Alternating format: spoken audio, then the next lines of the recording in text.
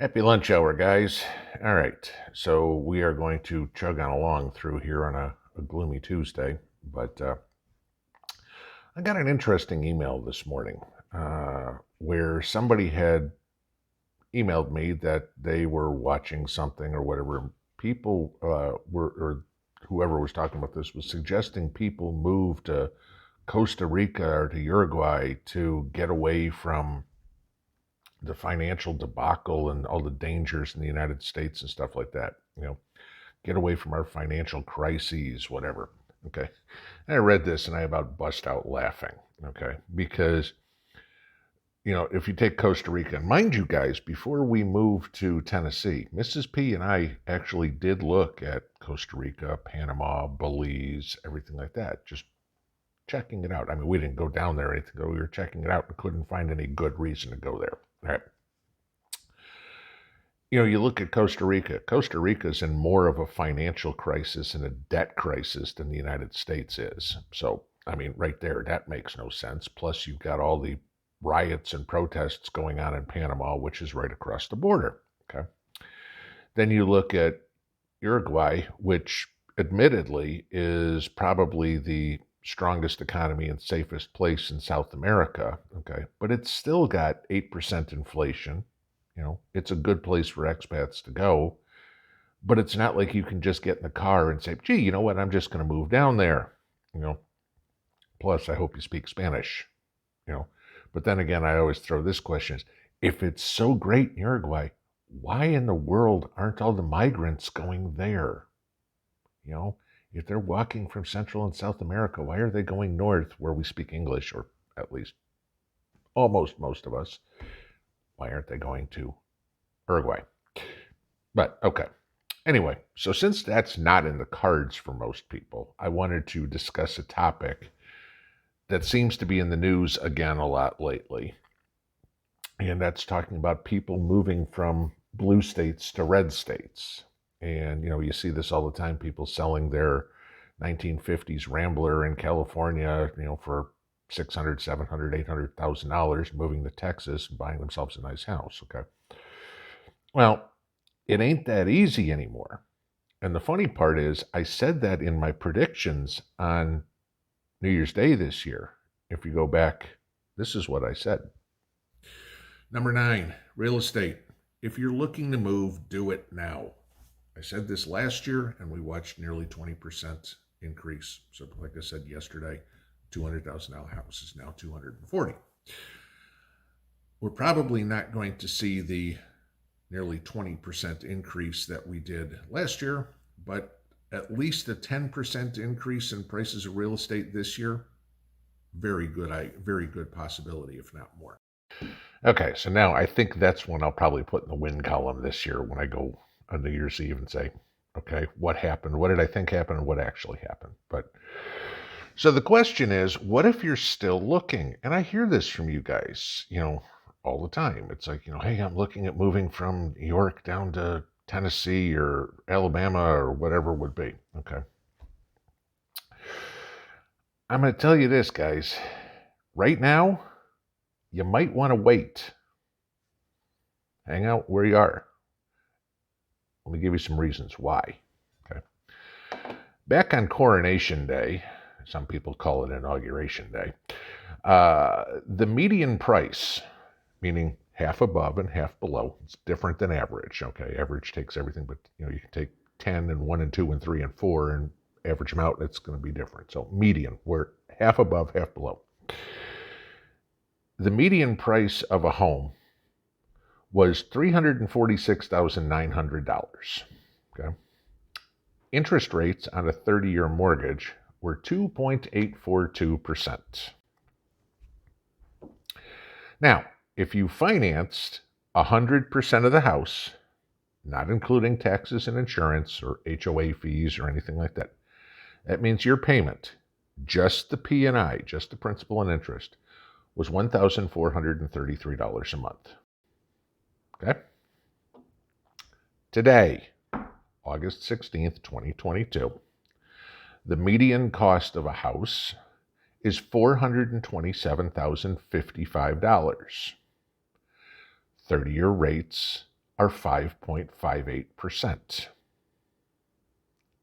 That means your P&I only on August 16th, 2022 is $2,446. That's $1,013 more per month over the life of the loan. Want to extrapolate how much more you're paying? $364,680 more is how much more you're going to be paying because of the difference of price between a year and a half ago and now.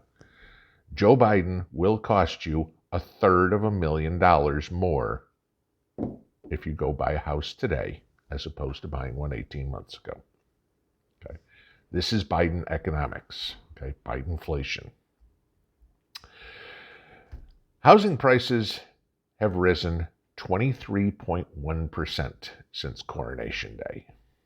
Now, if you own a house, it's good if you're trying to sell it. Okay, the downside is if you own the house, guess what? Your property taxes are going up. All right. You take mortgage payments because you had increased value of the house and the increased interest rates. Mortgage payments have increased 70.7% since Coronation Day. Yeah, all right. You wonder why people are saying the American dream is dead, that millennials and Gen Zers and all these people will never own a house. I completely get it. There's no freaking way somebody with their first job out of college, i.e. my daughter, okay, is going to buy even a moderate, a starter home, all right, your cheap 3-bedroom ranch type whatever it is, because there's no way you can afford it, all right? This is not sustainable. Now, there is good news in this, I'm going to tell you here, okay? So now you know why the investment firms like BlackRock, Blackstone, Vanguard, pick one, okay, are buying property. Again, mortgage rates being 24.46. They're going to charge like $4,000 a month for rent for these houses. Why? Well, remember I said that was just P&I. Okay, they're going to have to pay the taxes, do the upkeep, make a profit, whatever. So probably, let's say, $4,000 a month on average. That's $48,000 a year that you're paying. The median income, again, half above, half below, in the United States is $76,563 before taxes. Okay, and I'm going to do median home price. I'm going to do median income, not average. Take out 15% for taxes, and the median take-home pay is roughly $65,000. That means you'd have just over $1,400 left each month to pay for electric, phone, insurance, gasoline, car payment, food, entertainment, clothing, whatever. 1,400 freaking bucks, basic necessities. Good luck. Okay.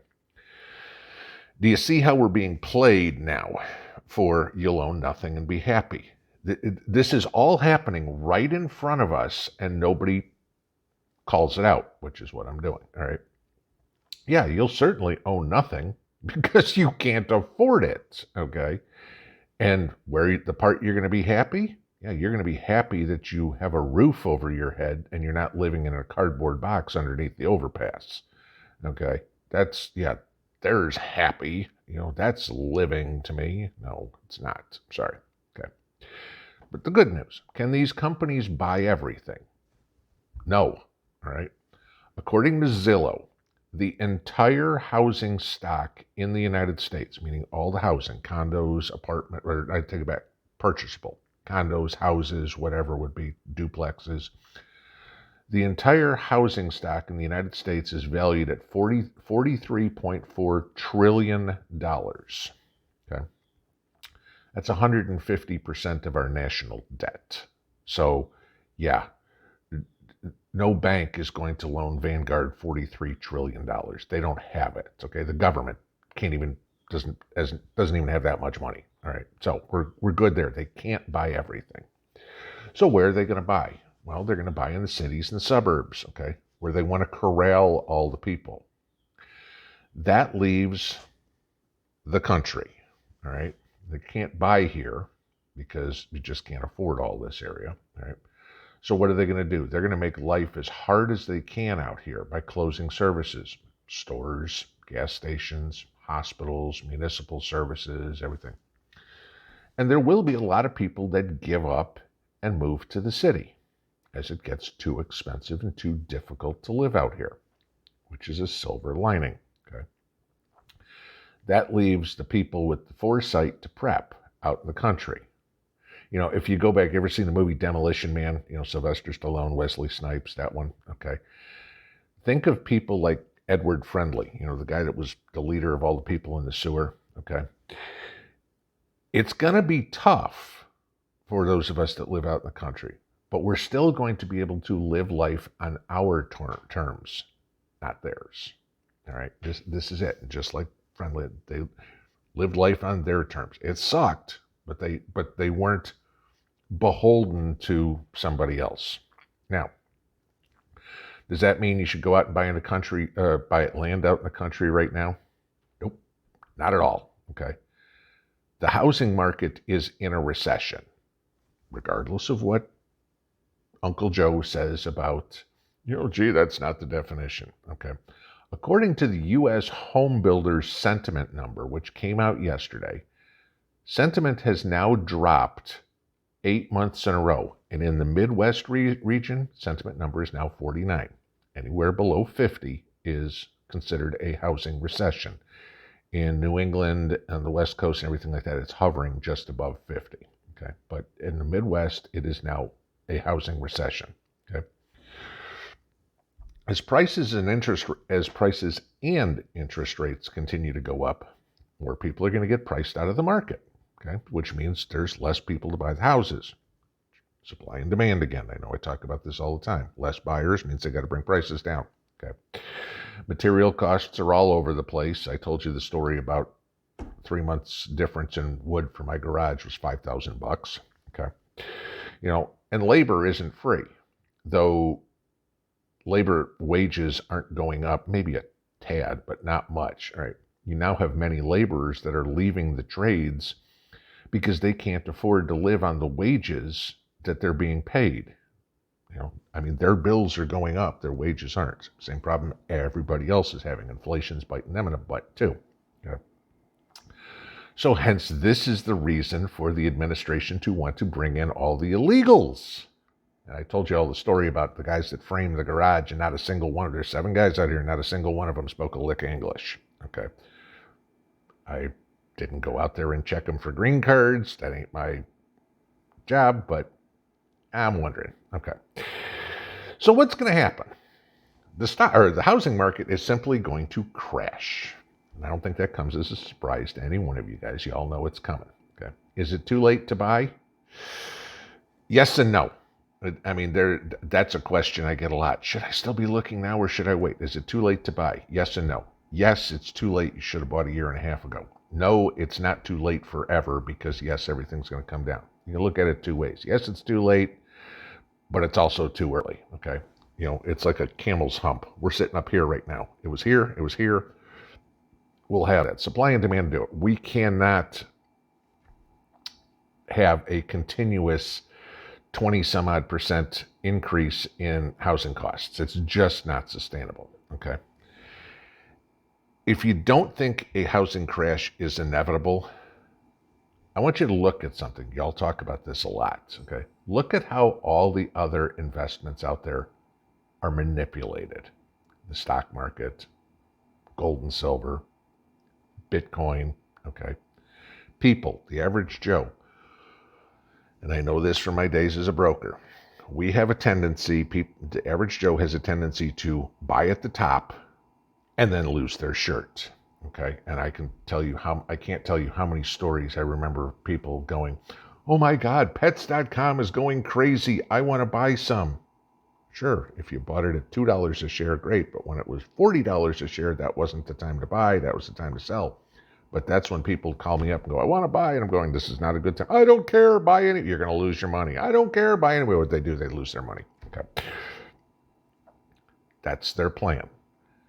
They're going to wait till they're going to buy it now, force the market to crash, And then BlackRock, Vanguard, and everybody are going to come in and buy everything else. Like I said in a video months and months and months ago, they're not looking at buying houses for pennies on the dollar. They're looking at buying cities for pennies on the dollar because that's where they want to move you to. It's up to us to have the foresight to avoid that and to outthink them. If you're looking at real estate, keep looking. If you find a freaking steal, obviously jump on it. But do not get in a bidding war. Do not pay asking price. Do not anything like that. If you can lowball them and get something great.